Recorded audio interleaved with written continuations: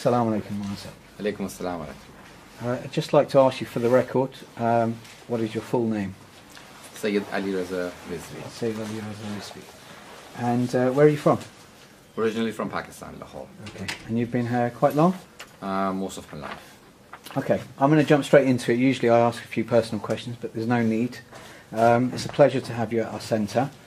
The reason I'd like to raise this interview today is there was a few questions from a Wahhabi brother, and he posed these questions very openly, in general terms, for Shias, an open invitation for Shias to answer. And some of the questions are valid. They have some very good logic behind them, and I think they warrant an answer. So the topic is questions for Shias who believe that Imams are superior to prophets. So the first question, please don't mind if they're offensive or if they're quite silly. These are just for the general public. If you believe that Imams are superior to prophets, then please cite an example of this from the glorious Quran. In Surah Al-Imran, Surah number 3, verse number 67, and the Holy Prophet is asked when Christians come to him, and continuously they emphasize on believing in Jesus to be Son of God. He says, leave Trinity, and when they do not believe in what he's saying, then Allah subhanahu wa ta'ala says, Nad abna'ana wa abna'akum wa anfusana wa nisana wa nisakum wa anfusana wa anfusakum. What does that mean? The verse is long, and it says that whoever requires a debate from you after the knowledge that has come, then tell them to bring their sons and you bring your sons. Tell them to bring their women and you bring yours, and then tell them to bring their nafs, their selves, and you bring yours. And the Holy Prophet only took in the place of nafs, Imam Ali alayhi salam. So Imam Ali alayhi salam and Baydawi, who is one of the greatest mufassirin of Ahl Sunnah, in his tafsir says that this is sufficient, this one verse is sufficient for all the Rafida, Shias, to not only believe that Ali is better than all the Sahaba, but he's better than all the other prophets other than the Holy Prophet, because of this one ayah, where Allah has called Ali the nafs of the Holy Prophet. I'm going to ask you, this ayah, is it not referred to in Shia Hadith as Mubayla? Yes, Mubahala. Okay. Now, it doesn't still explicitly mention the word Imam in the Quran at this specific juncture, even though you've said there's some Sunni alims who have confirmed this to be a correct verse related to the tafsir.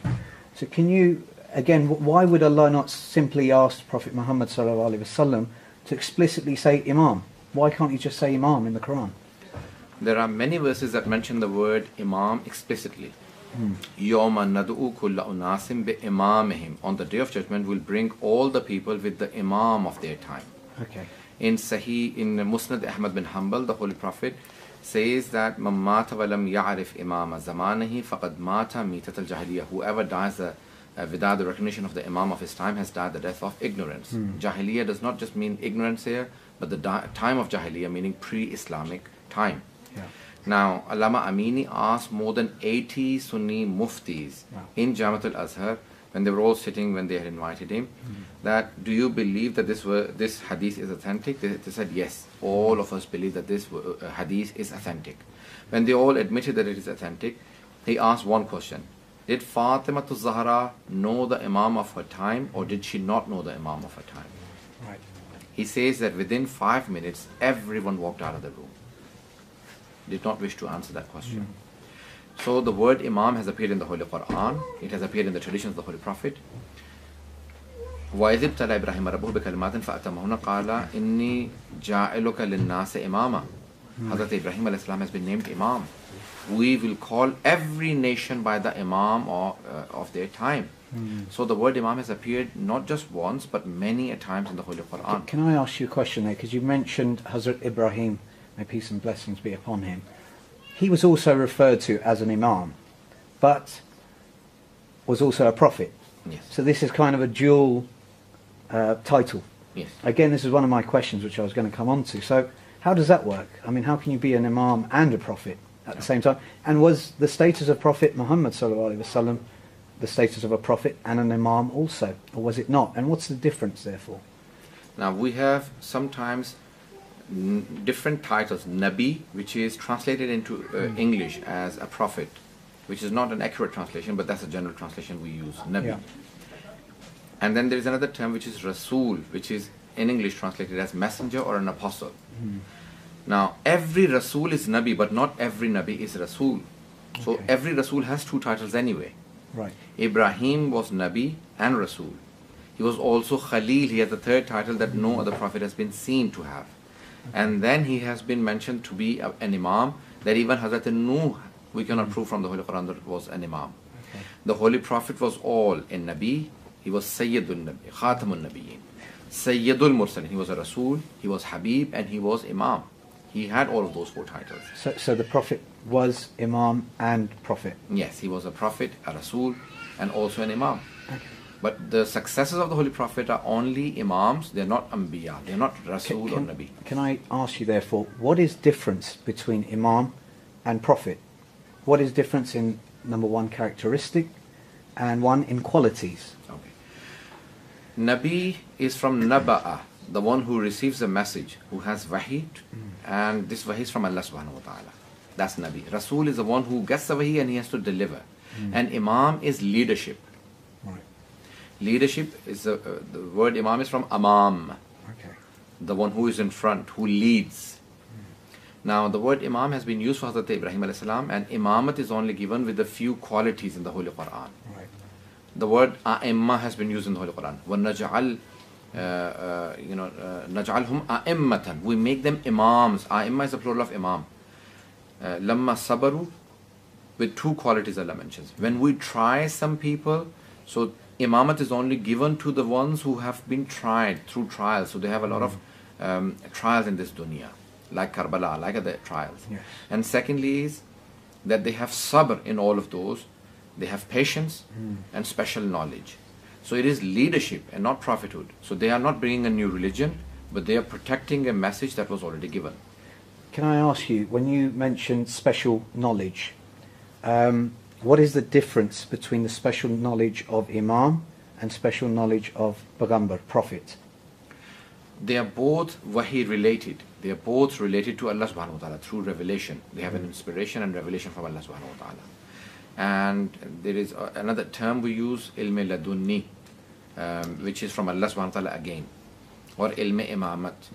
The only difference would be that the capacity of knowledge is broader for the Imam, because of this one hadith of the Holy Prophet that all Muslims have accepted unanimously, that ana madinatul ilmi wa aliyun babuha. If you want to truly see the knowledge, then I am knowledge, and there is one access to me. If you want to come to me, then come through Ali ibn Abi Talib.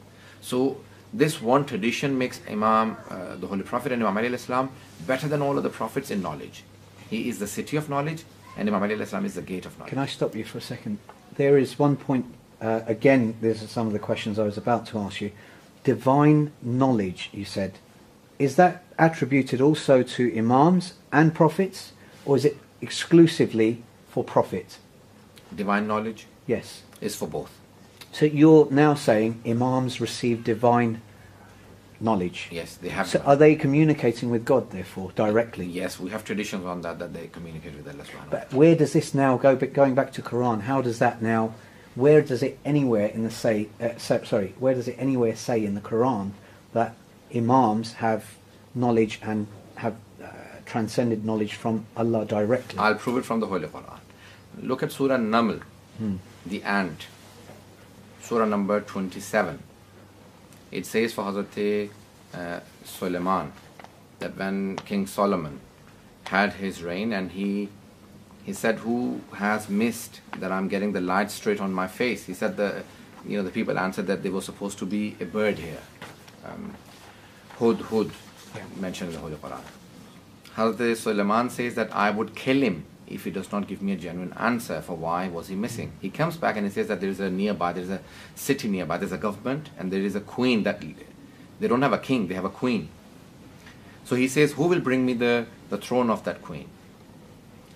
Qala ifritu min al-jinn. One of the jinns stands up and says that before you leave, I'll go and bring it. He said, that's too late. وَقَالَ مَنْ إِنْدَهُ عِلْمٌ مِنَ الْكِتَابِ. The one who had partial knowledge of the book stood up and said, before the blink of an eye, قَبْلَ أَنْ يَرْتَدَّ طَرَفُ عَيْنُكَ, I'll bring that throne. So the Quran mentions that when she was brought, Queen Saba, she said, this looks like my throne. كَأَنَّهُ هُوَ. It is like, exactly like my throne. The Quran says that Hazrat Asif answered her that this is, I have brought you with your throne. Okay. Now, this is قَالَ مَنْ إِنْدَهُ عِلْمٌ مِنَ الْكِتَابِ. The one who had partial knowledge of the book could do this. This is Surah number 27. Now come to Surah number 13. Surah Ra'd, the last verse number 43. Imam Ali was asked, Ya Ali, there are more than 600 verses that have revealed for you in the Holy Quran. Which verse do you like the most about yourself? He said, I like this one verse the most about myself. وَيَقُولُ الَّذِينَ كَفَرُوا لَسْتَ مُرْسَلًا قُلْ كَفَى بِاللَّهِ شَهِيدًا بَيْنِي وَبَيْنَكُمْ مَنْ عِنْدَهُ عِلْمُ الْكِتَابِ. The ones who disbelieve say that you are not an apostle, you have not been sent by God. Tell them that there are two witnesses sufficient for me. One is Allah Himself, and the other one who has the knowledge of the entire book. The one who had partial knowledge of the book was Asif, who brought the throne with the blink, before the blink of an eye. Imam Ali al-Islam is the one who has the knowledge of the entire book. وَمَنْ إِنْدَهُ عِلْمُ الْكِتَابِ, not min al-kitab, not partial. There is only one person who's been regarded in the Holy Quran who has the complete knowledge of the book, who has the knowledge of the entire book, the complete book. And that is Imam Ali al-Islam. Then how come his knowledge is not divine and is not special and is not pure? Because he has the entire book. You also now mention another very heavy, contentious point, that Imam Ali has all knowledge of the book, the Quran, the Holy Quran. Therefore, a lot of non-Shia Muslims will argue, if Imam Ali has all this knowledge of the Quran, let's say the secrets of the Quran, then why is the Quran created for mankind? Is it some kind of secret coded text that we can't decipher as normal humans? Only someone like Imam Ali can decipher. Then what's the point of that book? Okay. Now, we do not believe in this statement that Hasbuna Kitabullah, the book of Allah, is sufficient for us. The first person who made this claim after the death of the Holy Prophet, when he said that I'm leaving behind two weighty things, the Holy Quran and my progeny, he said, the book of Allah is sufficient, we don't want your progeny. He is the first person to turn to the door of Imam Ali alayhi salam. When he was asked a question, he said, Ya Ali, we need the answers from the Holy Quran. He said, sorry, who is that person? Umar ibn Khattab. He said to the Holy Prophet, we don't want your progeny. The book of Allah is sufficient. When the Jews came and asked a question from Abu Bakr and said, show us from the Holy Quran, he said, I don't know this.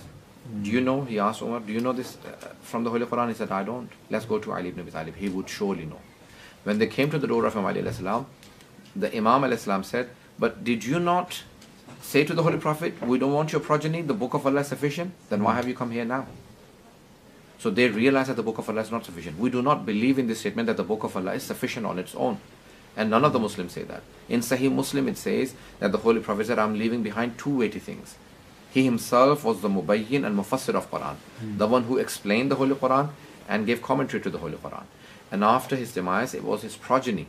The Quran on its own is not sufficient. It is a book of law that needs a teacher at all times. And that teacher is the Imam. I'm going to move on from the intense questions there. I'm going to ask you a less serious question.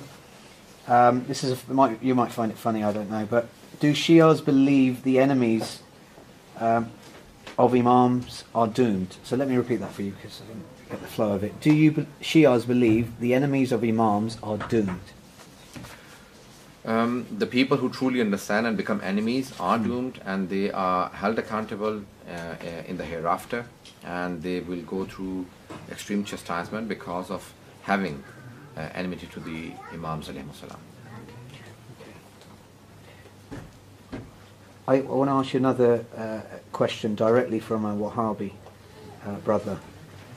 The earth does not exist without a Imam in it, so that if the believers add anything, it is rectified, and if they add anything, it is... Sorry, so if they add anything, it is rectified, and if they take away anything, it is completed for them.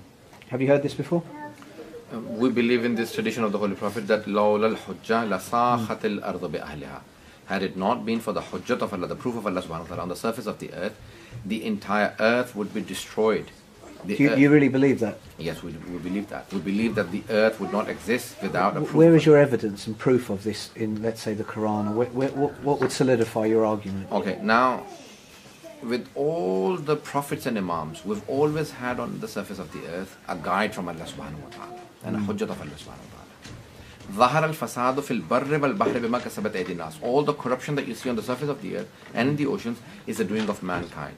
So there should be the corruption. There should be, against the corruption, there should be an adil, not just an adil, but a ma'soom, infallible imam, infallible representative of Allah subhanahu wa ta'ala that always guides. There are tens of traditions from the Holy Prophet, 119 traditions that Atullah Safiqul Pagani has mentioned from our Sunni brothers in his book, which he has mentioned. He has written on the Prophet Muhammad. So he has compiled 119 traditions that mention the importance of the Imam. One last question. Do the Shias hate Wahhabis? We don't hate anyone. We may dislike the beliefs or the acts where they destruct the harams, but because that's what they've been taught. They've been told that this is allowed and this is Islamic. That's where we